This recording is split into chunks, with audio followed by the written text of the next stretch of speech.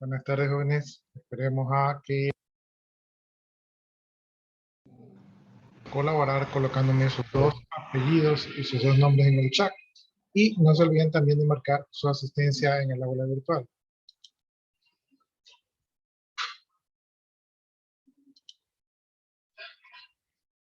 Un gatito.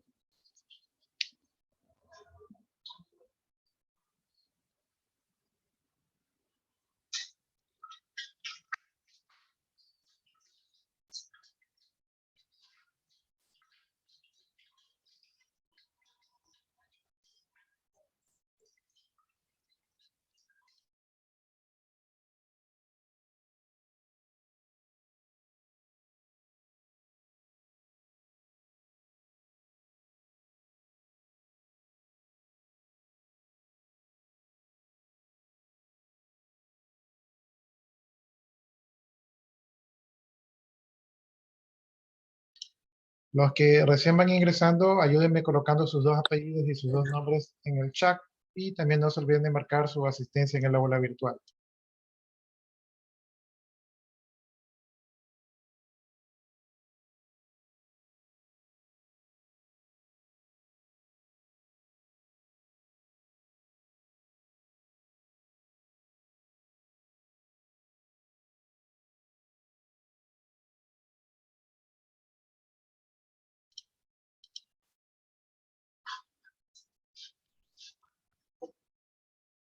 Bueno, aquí somos poquitos. Creo que ya faltan unos dos compañeros. Nada más. Bueno, ya estamos en nuestra segunda semana del año, segunda semana de clases también. Y vamos a continuar donde nos quedamos. Pero antes de continuar, algo les quería decir. Ya, déjenme ver si...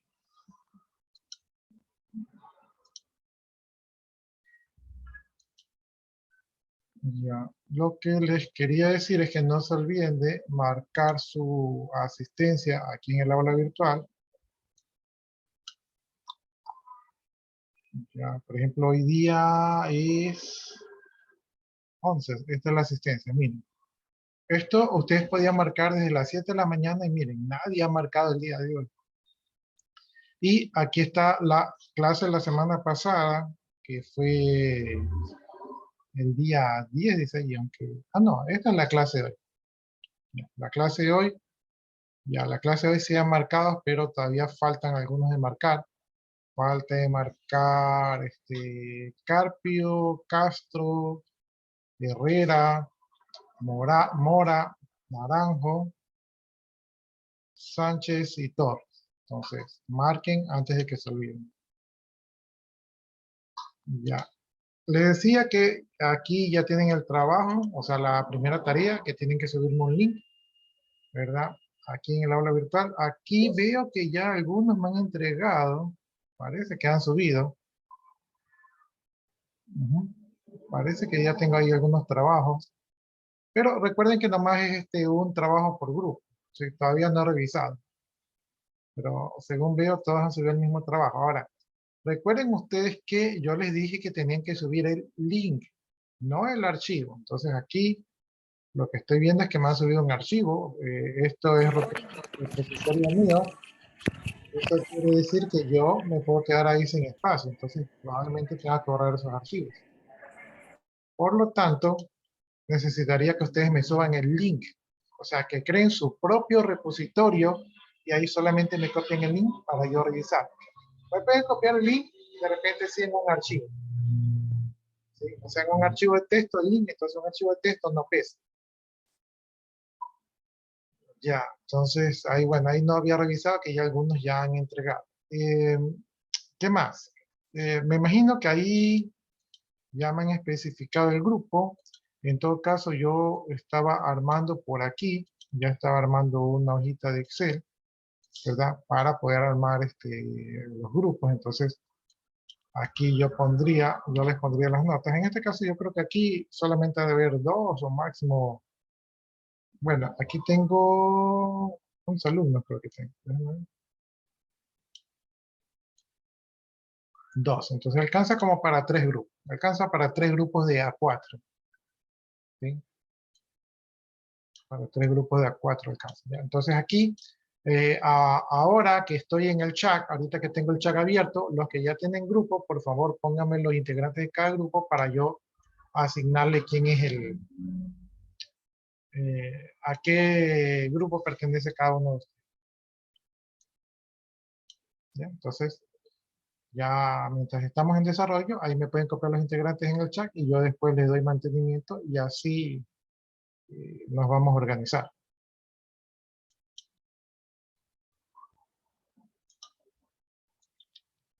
Bueno, nos habíamos quedado, creo que por aquí nos habíamos quedado. Estoy muy avanzado yo aquí.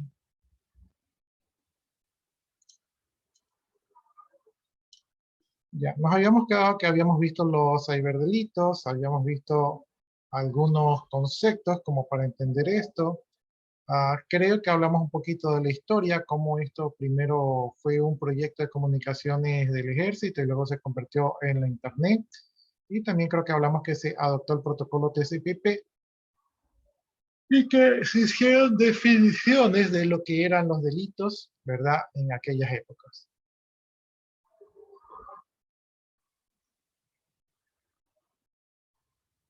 Ya, y yo creo que nos quedamos hasta aquí. Se habla que los delitos pueden ser delitos informáticos, o sea, los delitos se diferencian entre sí, o podríamos decir que se subclasifican en delitos informáticos, delitos computacionales y delitos electrónicos. Están como que son semejantes, pero cambia en algún contexto, ¿no? Entonces, los delitos informáticos dice que son aquellos que van a afectar la información o al dato, así como los bienes jurídicos protegidos.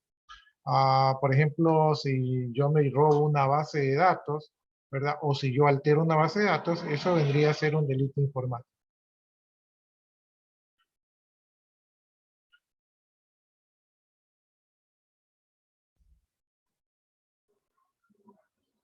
Ya, entonces aquí nos indican que podría ser, por ejemplo, una cuenta bancaria, los datos del celular, los datos que están registrados en el sector público o privado, la identidad de las personas que están protegidas por el Estado. Por ejemplo, imagínense que yo accedo a una base de datos de la policía donde están los agentes que están en encubierto. Entonces, eso sería un delito informático. Los delitos computacionales, estos son como los delitos ya tradicionales, pero que utilizan la implementación de la tecnología, ¿no? Estos son el robo, el hurto, la defraudación, la estafa. Entonces, estos delitos computacionales son los típicos, pero, pero que hacen uso de la tecnología para cometerlos, ¿no? Por ejemplo, cuando un ciberdelincuente dice que envía la página de un banco idéntica para poder robar el usuario y contraseña o para robar datos relevantes. Entonces, este podría ser un delito computacional, ¿no? Bueno, aquí se habla también de que mientras más la comunidad esté al tanto de los delitos, ¿verdad? Entonces, con eso evitamos la... No sé si a ustedes les ha pasado, por lo menos en estos 2 últimos años de pandemia, les ha de haber pasado que muchos de sus familiares les dicen, sabes que están haciendo tal cosa, sabes que están clonando teléfonos, enviando mensajes de texto, o, o están haciendo llamadas telefónicas. Entonces, eh, antes como que esto no se escuchaba mucho, pero yo diría que en estos últimos tiempos, las estafas que están ocurriendo por los medios digitales se han incrementado y para las personas que esto era un poco ajeno, ¿verdad? Ahora es un poco más común, ¿no? Por ejemplo, a los abuelitos que les roban las cuentas del IES para hacer préstamos o cobrar liquidaciones, o la que más está ocurriendo, que son las que les roban las cuentas de bancos o que les roban las tarjetas de crédito. Esas son cosas que no se escuchaba y tanto, pero que en estos años sí es como un poco más común, ¿no? Entonces ya ustedes verán que sus padres, sus tíos, ¿verdad? Sus primos que no hablaban de estos temas, hoy en día son temas de conversación.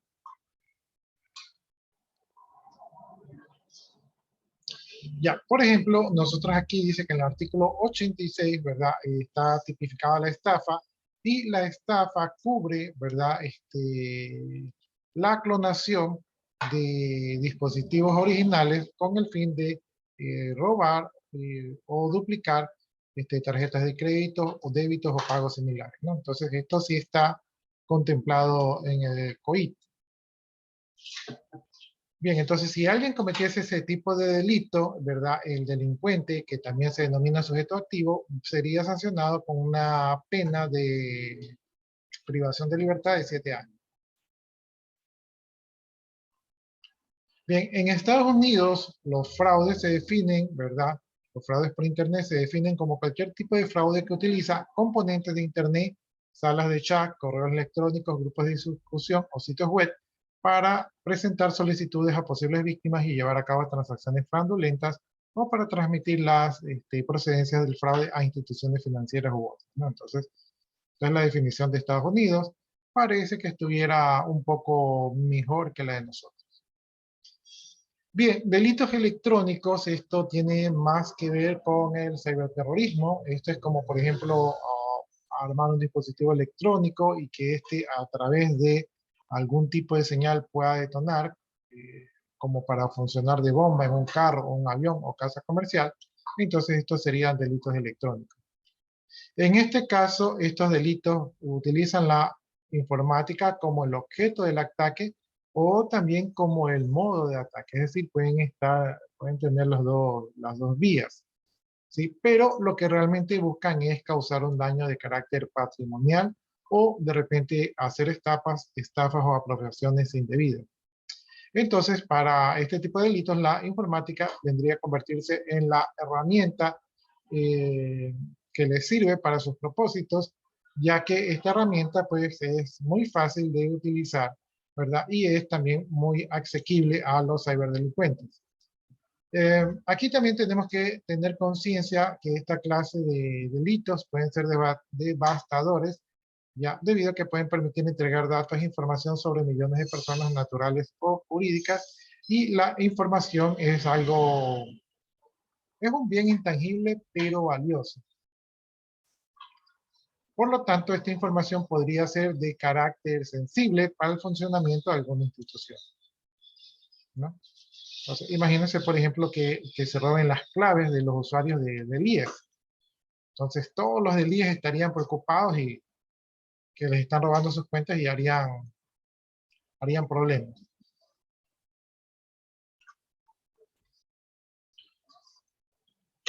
Bien, entonces aquí hay un pensamiento que dice, si usted piensa que la tecnología puede resolver sus problemas de seguridad, entonces usted no entiende los problemas de seguridad y tampoco entiende la tecnología, ¿no?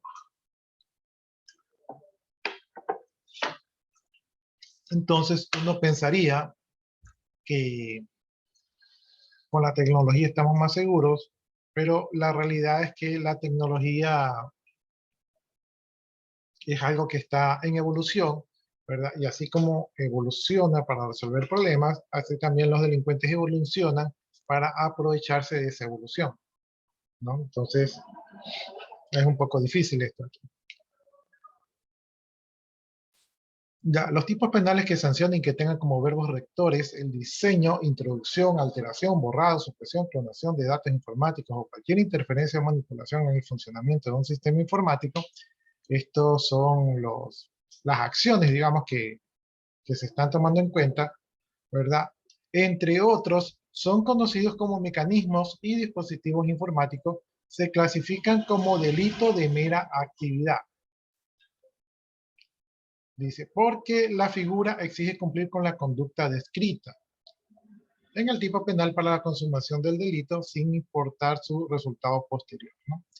Entonces, esto de aquí es tipificado como un delito de mera actividad. Bien, dice que de esta manera los legisladores pueden adelantar, dice, la punibilidad de poder sancionar solo el hecho de fabricar, diseñar, vender, etcétera, ¿no?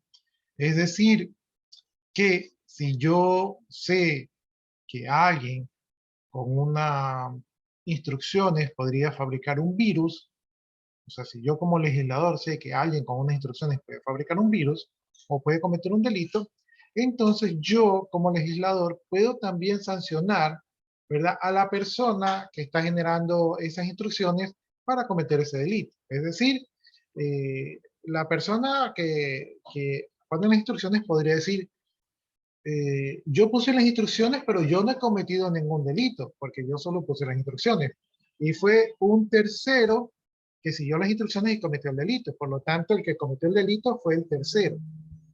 Pero aquí la idea es que si alguien pone instrucciones para que otra persona pueda cometer el delito, la persona que pone las instrucciones de alguna manera está incentivando o está ayudando a cometer el delito, ¿no? Entonces, lo que se busca es cortar el mecanismo por el cual las personas puedan cometer delitos. No, no sé si me hice entender en esa explicación. Ya, esta figura penal, dice, tiene mucha relación con la idea del conocido derecho penal del enemigo, porque se sanciona actos preparatorios alegando la puesta en peligro de la seguridad informática, ¿no? Entonces, la idea es crear una legislación que condene actos preparatorios.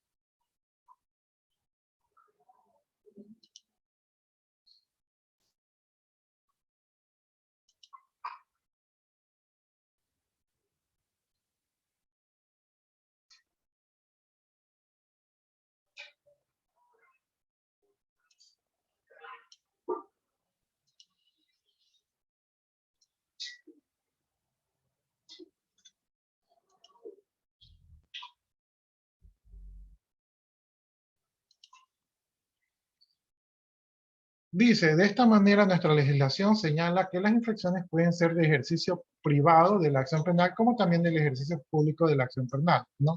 Entonces, aquí lo que indica es que este tipo de delitos puede ser privado, es decir, yo me siento afectado por un delito y yo pongo la denuncia, o puede ser de ejercicio público, es decir, el Estado se da cuenta de que se está o se va a cometer un delito, entonces el Estado puede ejercer sanciones, ¿no? Entonces, puede ser privado o público el tema de acción penal. Ya, aquí tenemos que aclarar que no todos los delitos pueden ser considerados o clasificados como delitos informáticos solamente porque se ha utilizado un computador, un celular o cualquier otro medio electrónico, sino que también hay que considerar las conductas que se consideran como delitos informáticos. Por ejemplo, calumniar a una persona a través de medios de comunicación como el correo, mensajes de textos, ¿verdad? WhatsApp, Facebook, Twitter o cualquier red social. Esto sería que se está cometiendo con un delito, ¿verdad?, de acción privada de acuerdo a nuestra legislación, ¿no? Entonces, aquí aplicaría el artículo 182 de calumnia en el caso de que una persona haga falsas imputaciones, ¿verdad?, por cualquier medio. Entonces, esto es considerado un delito y tiene privación de libertad de 6 meses a 2 años, ¿no? Entonces, cuando usted recibe los mensajes de su novia, ¿verdad?, que le envía ya sea por WhatsApp o que le envía por Facebook o por cualquier red social, algún tipo no sé, dame la clave de tu celular o si no te expongo, ¿verdad? Entonces, eso es considerado calumnia y es sancionado, ¿verdad?, por 6 meses a 2 años de privación de libertad. Así que no sé si ustedes tomaban a la ligera estas cosas que a veces suceden, pero está sancionado. ¿Ya? ¿Alguna pregunta hasta allí, jóvenes?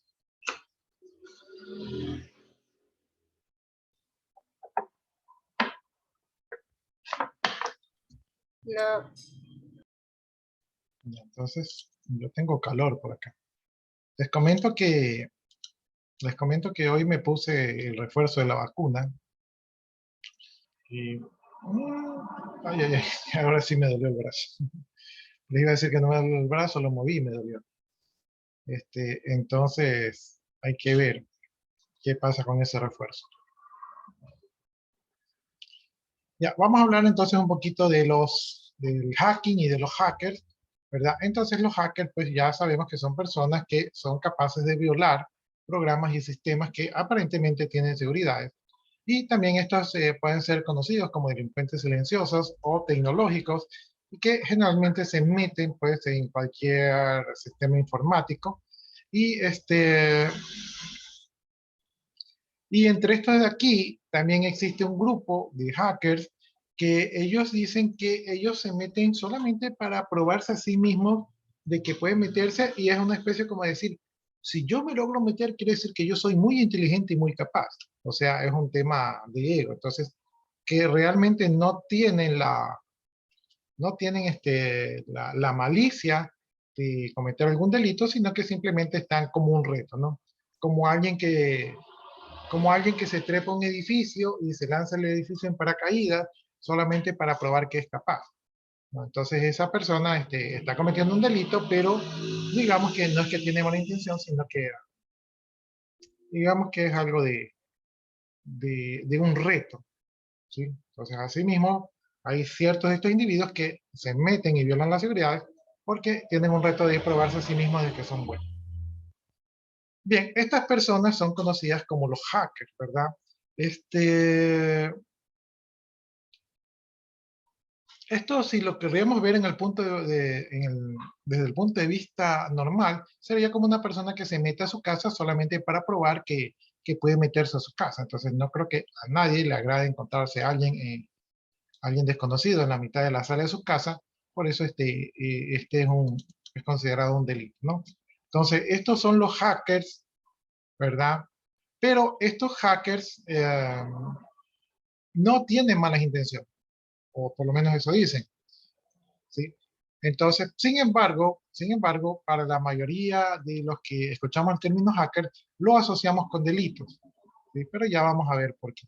Pero los hackers, realmente, el término hacker como tal, no debe ser considerado como un delincuente, o por lo menos deberíamos ser un poco más precisos, porque hay diferentes tipos de hackers, de sombrero negro, de sombrero blanco, entonces no podemos generalizar. Bien, tenemos el cracking o los crackers. Estos son sujetos que son muy parecidos a los hackers, tienen igual conocimientos tecnológicos.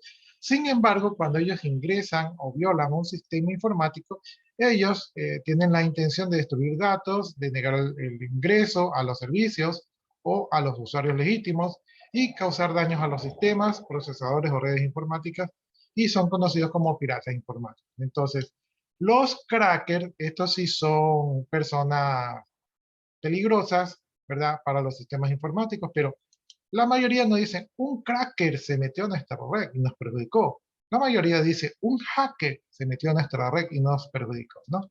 Entonces, es importante estos términos porque aquí en nuestra Constitución se crea un vacío al utilizar esos términos, ¿no? Dice, cabe señalar que los cracking vienen a ser la versión violenta y refinada de los hackers, y que utilizan técnicas de hacker para ingresar sin el consentimiento o autorización de los equipos o redes ajenas.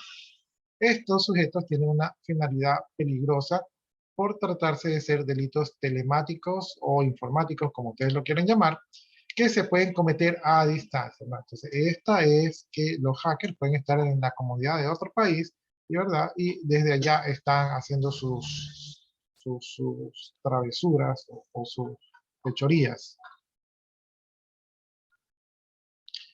Ya, ¿cómo operan estos tipos? Generalmente, pues, estos hacen una distribución de algún tipo de virus, ¿verdad? Entonces crean programas de cómputos que tienen diferentes fines, pero generalmente tienen alguna mala intención, ¿no? Entonces, estos programas apuntan a causar daños en los equipos y apoderarse de los niveles de seguridad sin el debido consentimiento. Algunas veces se crean virus, ¿verdad? Que están allí en el tiempo dormidos y están inactivos y nadie sabe que está allí hasta que llega una fecha determinada o algún tipo de señal que hace que se active. Y entonces ahí muestran su nivel destructivo, ¿no?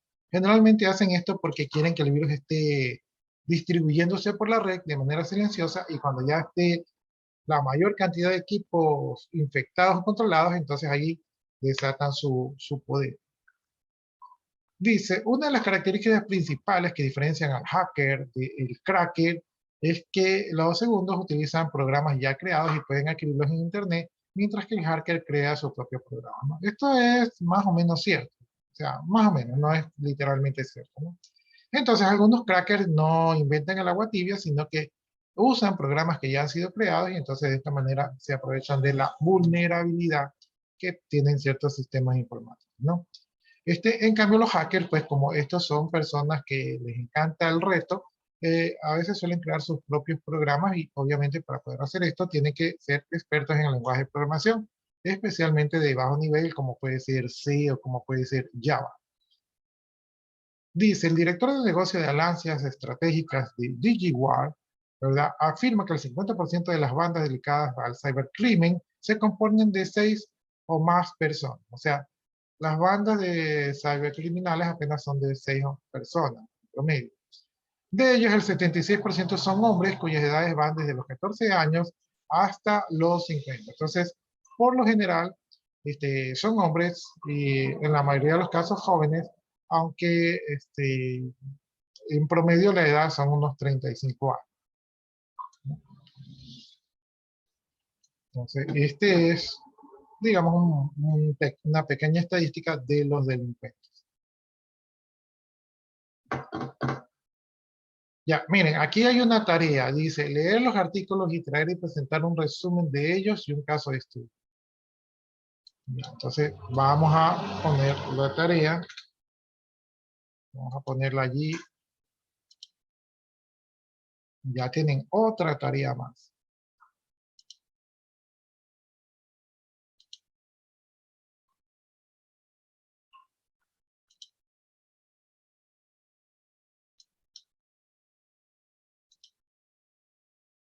Vamos a crear un trabajo, recuerden el link, ¿sí? Es el link, no me vayan a poner, no me pongan el archivo.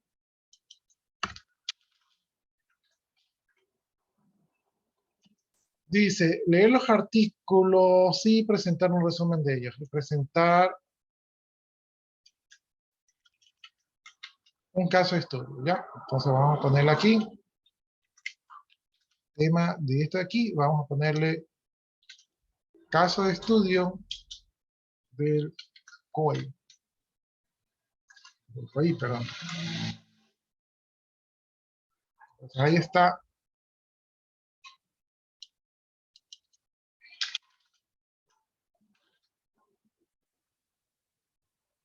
Leer los artículos de COI y presentar un caso de estudio. Ahí está. No sé por qué se puso negrito. Vamos a quitarle negrito. Ya, entonces tenemos el ataque. Esto de aquí tienen que ser exposición. Si alguno de ustedes ya tiene listo, el día de mañana pueden hacer la exposición. ¿Sí?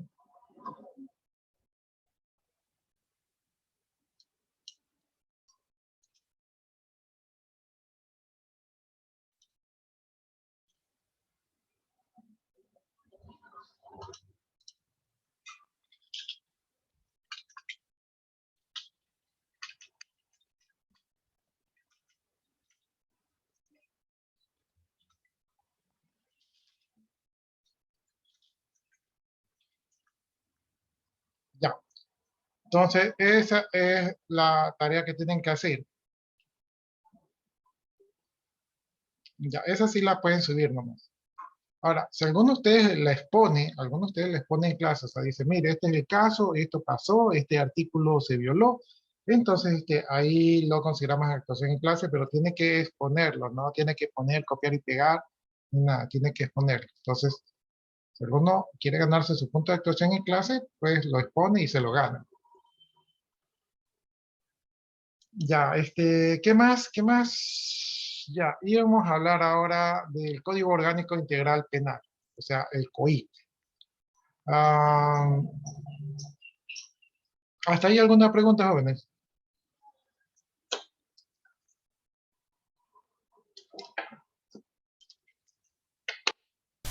No. Si no hay preguntas, entonces continuamos.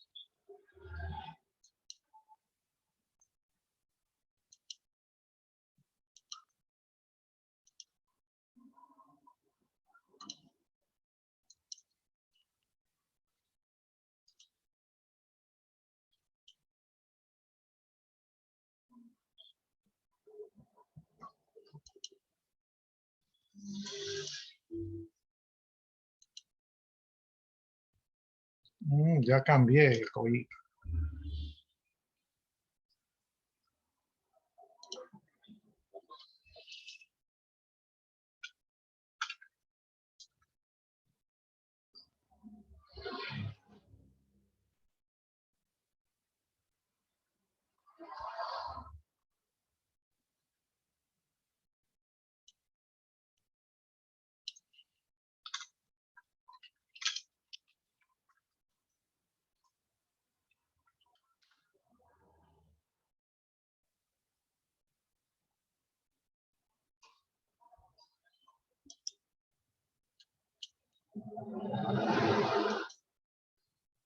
Mire, este es el COI. Antes estaba revisando si le habían hecho reformas. Sí le han hecho reformas al COI, pero parece que no han reformado los artículos que tienen que ver con los delitos informáticos. Entonces, eh, pueden tener un COI viejo, pero en este caso, yo también me bajé el COI nuevo. Entonces, aquí les voy a copiar para que ustedes se lo descarguen, para que lo tengan a la mano al COI, ¿verdad? Y lo puedan revisar. Déjenme ver, no se me activa el chat. Ahí les estoy copiando el link donde pueden descargarse el COIT. Déjenme ver si por acá en el curso también puedo hacer alguna cosa.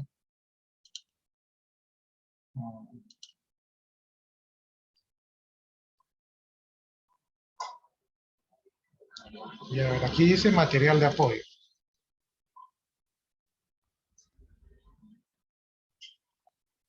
Entonces, aquí sería material de apoyo. Mover, duplicar, asignar roles. Yo creo que tengo que añadir aquí. Vamos a añadir una URL. De esta URL vamos a poner el código orgánico integral penal, ¿verdad? Y ahí lo vamos a poner y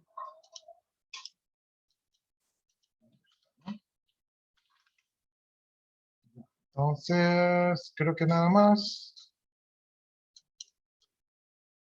Ahí también se los voy a poner para que ahí está el código orgánico integral penal. Esto tiene que ir dentro de material de apoyo. Ya, ahí está, código orgánico integral penal. Ahí está el COI. Por cierto, también tengo que compartirles el primer documento que ya terminamos. Eso no estoy muy seguro de cómo hacerlo. Como ahorita nos queda poco tiempo, yo mañana me tomo unos minutos a ver cómo hago para compartirlo, que estoy un poquito oxidado, ¿no?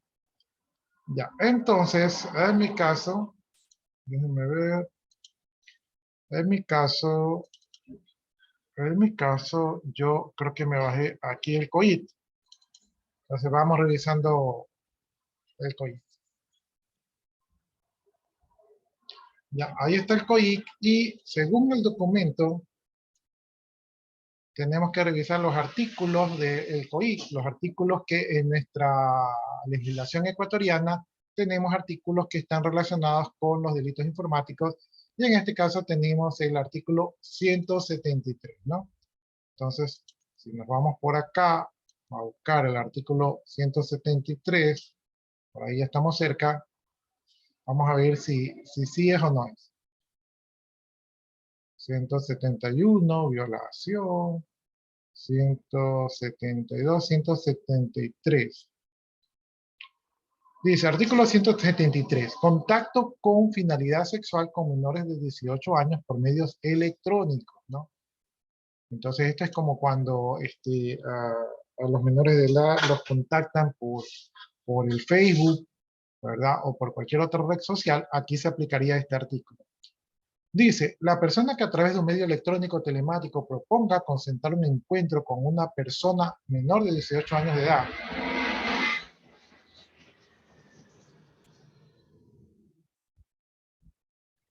Siempre que tal propuesta se acompañe de actos materiales encaminados al acercamiento con finalidad sexual o erótica, será sancionada con pena privativa de libertad de 1 a 3 años. Entonces, 1 a 3 años para las personas, ¿verdad? Que quieran cometer un abuso sexual con algún menor de 18 años. Cuando el acercamiento se obtenga mediante coacción o intimidación, y esto pasa bastante con los alumnos escolares, será sanción con pena privativa de libertad de 3 a 5 años, ¿no? Entonces, este es un delito más o menos grave porque son hasta 5 años de privación de libertad. La persona que suplantando la identidad de un tercero o mediante el uso de una identidad falsa por medios electrónicos o telemáticos establece comunicaciones de contenido sexual o erótico con una persona menor de 18 años o discapacidad será sancionada con pena privativa de libertad de 3 a 5 años, ¿no? Entonces, este es el artículo 74, 174. ¿Qué es lo que tienen que hacer ustedes en un deber? Lo que tienen que hacer ustedes en el deber es buscar, ¿verdad? Algún delito que se aplique a este artículo. Entonces ustedes buscan así, buscan una noticia y dice, por ejemplo, persona en el oriente utilizaba la red social para citarse con menores de edad y cometer abusos. Entonces ustedes dicen, este es un caso donde se aplica el artículo 173. Entonces ustedes ponen, ¿verdad? En el documento, en el deber, ponen el artículo, ¿verdad? Ponen el artículo y ponen el artículo, ponen el caso, o sea, caso, persona en el oriente utilizaba redes sociales para citar a menores de edad, para abusarlas, ¿verdad? Y ustedes más abajo ponen, aquí se aplica el artículo 173 porque se puede aplicar tal artículo. Entonces, eso es lo que van a hacer, van a buscar casos de delitos informáticos en los cuales se puedan aplicar los artículos. ¿Sí? Por cierto, ahora que lo pienso,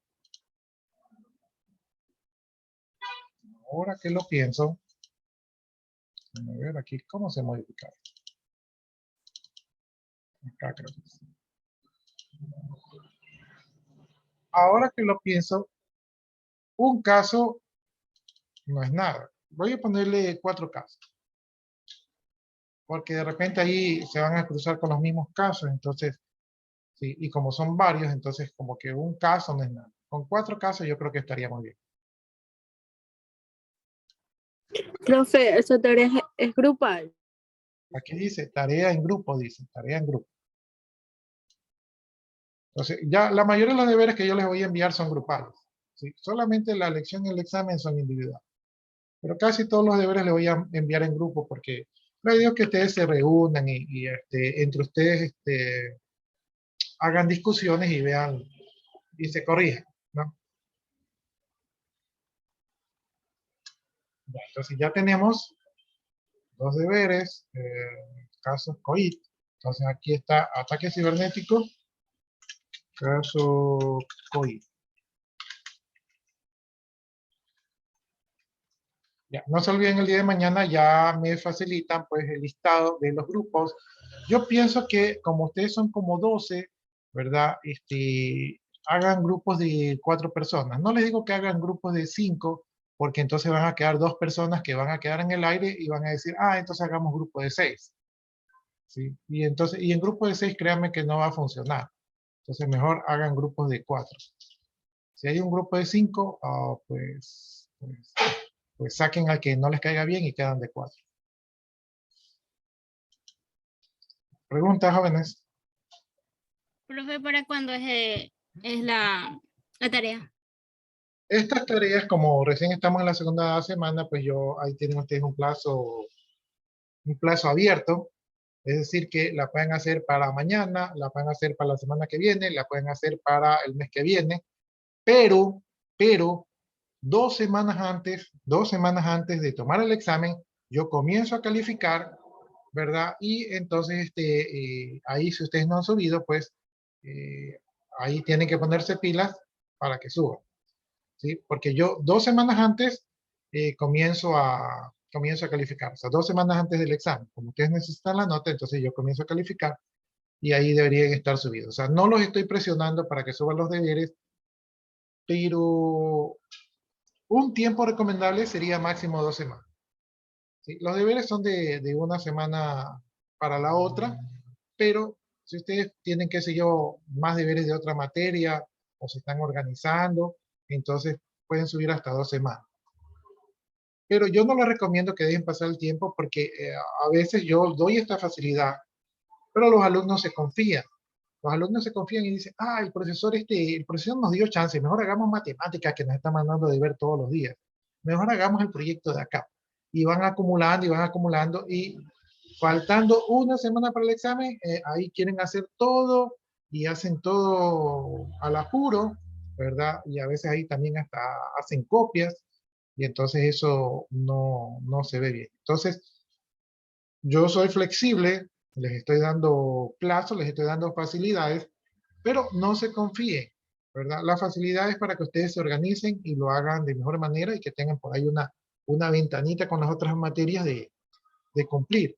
Pero si ustedes dejan acumular todo, se convierte en una bola de nieve y no van a terminar. Así que, en promedio, ustedes deberían de demorarse de 1 a 2 semanas. Y estas tareas que yo les envío son fáciles, son simplemente como para que ustedes se reúnan, conversen un poco y ya. ¿Alguna otra inquietud?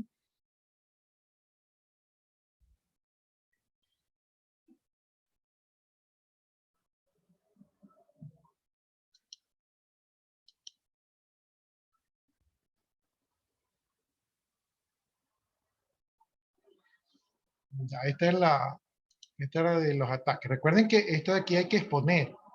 Esto aquí los puntos no se ganan subiéndome documentos. Los puntos se gana exponiendo. Si pueden exponer 2, si ustedes quieren.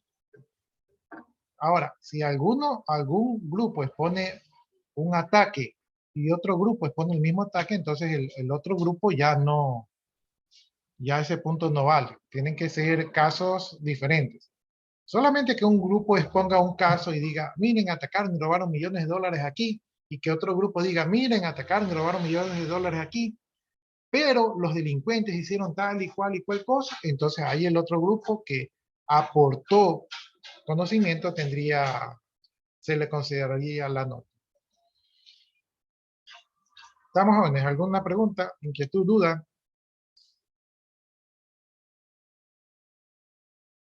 ¿No? ¿Estamos claros? Ya, como hace calor, como me puse la vacuna, ¿verdad? Y como ya nos quedan 2 minutos, entonces me voy a quedar por allí y mañana hacemos el ejercicio de compartir el documento, lo primero que hacemos. De allí ustedes me dicen los grupos de 4 personas y de ahí seguimos con los artículos, ¿no? Entonces eso haríamos el día de mañana. Profe, pero ya estamos los 5. Saquen a uno, saquen al que le caiga mal. Pero es que se hace feíto sacar a alguien, pues. Yo en esa parte no. Sí, me imagino, ya. Entonces no saquen a uno, sino que digan si alguno tiene un compañero en los otros grupos, ¿verdad? Que quieran hacer campaña. Lo que pasa es que me van a sobrar 2. O sea, si se hacen los grupos de 5, me van a sobrar 2. Y los 2 me van a decir, ay, es que solo somos 2, ¿verdad? Y si hago grupos de 6, en grupos de 6 no van a trabajar. En grupos de 6 van a trabajar 2 o 3. No sé por qué en grupo de 4 creo que es más probable que trabajen 3, pero en grupo de 6, 3 no han de trabajar. Por eso no me gusta esa idea. ¿Sí? Entonces, traten de hacer eso y mañana vemos cómo nos organizamos. Si es que ya no se puede hacer nada, vemos si creamos el grupo de 2. Porque no sé si vaya a llegar algún otro compañero suyo que esté rezagado por allí, o ya no. ¿Tienen idea de eso?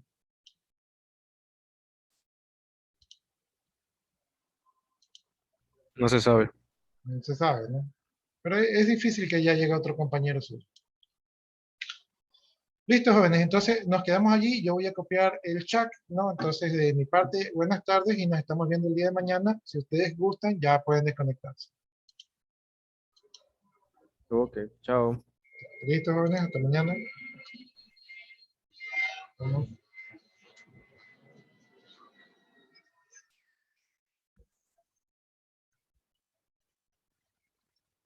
acabo de copiar sus asistencias, entonces procedo a desconectarme. Que pasen bien, jóvenes. Hasta mañana.